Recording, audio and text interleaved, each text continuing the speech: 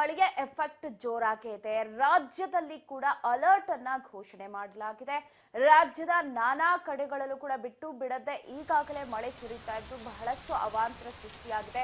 ಕೊಡಗು ಭಾಗದಲ್ಲಿ ಕೂಡ ಕೇರಳ ಮಳೆಯ ಎಫೆಕ್ಟ್ ಜೋರಾಗೇ ಇದೆ ಅಂತ ಹೇಳಬಹುದು. ರಾಜ್ಯದ ಕೊಡಗಿನಲ್ಲೂ 2 ದಿನ ರೆಡ್ ಅಲರ್ಟ್ ಅನ್ನ ಘೋಷಣೆ ಮಾಡಲಾಗಿದೆ. ಕೇರಳದ ಮಳೆಯ ಎಫೆಕ್ಟ್ ಇಂದ ಕಾವೇರಿಯ ತೀರಕ್ಕೂ ಪ್ರವಾಹದ ಭೀತಿ ಎದುರಾಗಿದ್ದು ಆತಂಕ ಸೃಷ್ಟಿಯಾಗಿದೆ. ಕೇರಳ ಮಳೆ ಮಧ್ಯೆ ಕೊಡಗು ಜಿಲ್ಲೆಯಲ್ಲೂ ಕೂಡ ಅಬ್ಬರಿಸಿ ಮಳೆಯಾಗ್ತಾ ಇದೆ.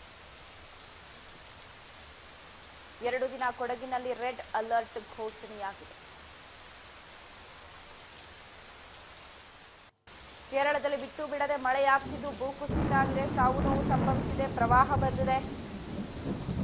ಸೊ ಅದರ ಎಫೆಕ್ಟ್ ಕರ್ನಾಟಕಕ್ಕೂ ಕೂಡ ತಟ್ಟಿದೆ.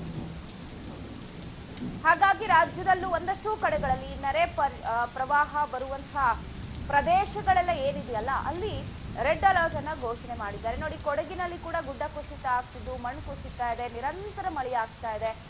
ಹಾಗಾಗಿ ಆ ಭಾಗದ ಜನರಿಗೂ ಕೂಡ ಅಲರ್ಟ್ ಆಗಿರಿ ಅಂತ ರೆಡ್ ಅಲರ್ಟ್ ಅನ್ನ ಘೋಷಣೆ ಮಾಡಿದ್ದಾರೆ. ಶಾಲಾ ಕಾಲೇಜುಗಳಿಗೆ ರಜೆಯನ್ನ ಘೋಷಣೆ ಮಾಡಿದ್ದಾರೆ.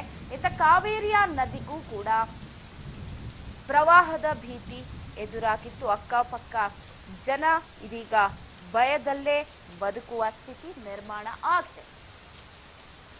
2 ದಿನ ಕೊಡಗಿನಲ್ಲಿ ಈಗ ರೆಡ್ ಅಲರ್ಟ್ ಅನ್ನ ಘೋಷಣೆ ಮಾಡಿದ್ದಾರೆ. ಜನ ಸುರಕ್ಷಿತವಾಗಿರೋದಕ್ಕೆ ಮಹತ್ವದ ಸೂಚನೆಯನ್ನ ಹೊರಡಿಸಲಾಗಿದೆ.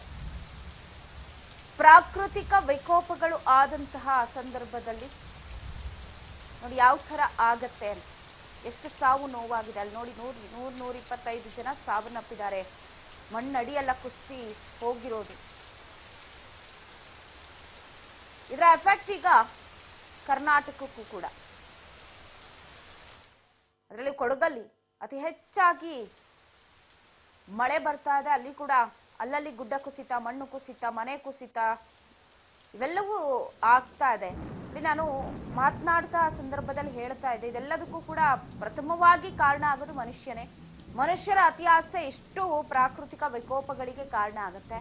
ಕೇರಳ ನೋಡಿದ್ವಿ ನಾವು, ಅಲ್ಲಿ ಪ್ರವಾಸಿಗರನ್ನ ಆಕರ್ಷಣೆ ಮಾಡ್ಲಿಕ್ಕೆ ಅಂತ ಕಾಟೇಜ್ಗಳಾಗಿರಬಹುದು, ರೆಸಾರ್ಟ್ಗಳನ್ನ ಮಾಡೋದಾಗಿರಬಹುದು, ಮತ್ತೊಂದು ಮಗದೊಂದು ಅಂತ ಹೇಳ್ಕೊಂಡು ಕಾಡನ್ನೆಲ್ಲ ಹಾಳು ಮಾಡಿ ಮಣ್ಣು ಈ ರೀತಿಯಾಗಿ ಫಲವತ್ತತೆಯನ್ನ ಕಳ್ಕೊಂಡು ಕುಸಿಯುವ ಹಂತಕ್ಕೆ ಬಂತು. ಅದರ ಎಫೆಕ್ಟ್ ಈಗ ಕರ್ನಾಟಕಕ್ಕೂ, ಅಂದ್ರೆ ಕೊಡಗು ಭಾಗ, ಆ ಭಾಗದಲ್ಲೂ ನೀವು ನೋಡ್ಬೋದು. ಕುಶಾಲನಗರ ಆಗಿರಬಹುದು, ನಾನಾ ಕಡೆಗಳಲ್ಲಿ ಪ್ರವಾಸಿಗರಿಗಂತಲೇ ಆಕರ್ಷಣೆಗೆ ಅಂತ ಸಾಕಷ್ಟು ರೆಸಾರ್ಟ್ಗಳಿದೆ, ಹೋಮ್ ಸ್ಟೇಗಳಿದೆ, ಕಾಟೇಜ್ಗಳಿದೆ.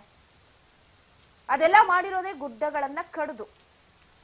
ಗುಡ್ಡದ ಮೇಲೆ ಮಾಡಿರ್ತಾರೆ. ಗುಡ್ಡ ಕುಸಿದಾಗ ಇಡೀ ಮನೆಗೆ ಊರೇನೆ ಕುಸಿದು ಬೀಳುತ್ತೆ. ಈಗಲೂ ಆಗ್ತಾ ಇರೋದೇ. ಕೇರಳದ ನಡುವೆ ಕೊಡಗಿನಲ್ಲೂ ಅಲರ್ಟ್, 2 ದಿನದ ಅಲರ್ಟ್ ನ ಘೋಷಣೆ ಮಾಡಿದ್ದಾರೆ. ಬಿಟ್ಟು ಬಿಡದೆ ಮಳೆ ಸುರಿತಾ ಇದೆ. ಅಲ್ಲಿ ಕೂಡ ರಸ್ತೆಗಳ ಅಕ್ಕಪಕ್ಕದಲ್ಲಿದ್ದ ಮಣ್ಣೆಲ್ಲ ಕೊಚ್ಕೊಂಡು ಹೋಗ್ತಾ ಇದೆ. ಯಾವಾಗ ಏನು ಅನಾಹುತ ಆಗುತ್ತೋ ಗೊತ್ತಿಲ್ಲ. ಪ್ರವಾಸಿಗರಿಗೂ ಕೂಡ ಅಲ್ಲಿ ನಿಷೇಧವನ್ನ ಹೇರಿದ್ದಾರೆ. ನೋಡಿ, ಇಲ್ಲಿ ರಸ್ತೆ ಸಮೇತವಾಗಿ ಮಣ್ಣು ಕುಸಿತಿರೋದು ಕೂಡ ಕಾಣಿಸ್ತಾ ಇರಬಹುದು. ಈ ರೀತಿ ಸಂದರ್ಭಗಳು ಆದಾಗ ಜಿಲ್ಲಾಡಳಿತ ಎಚ್ಚೆತ್ತುಕೊಳ್ಬೇಕಾಗುತ್ತೆ. ಈಗ ಜಿಲ್ಲಾಡಳಿತ ಕೂಡ ಅಲರ್ಟ್ ಅನ್ನ ಘೋಷಿಸಿದೆ.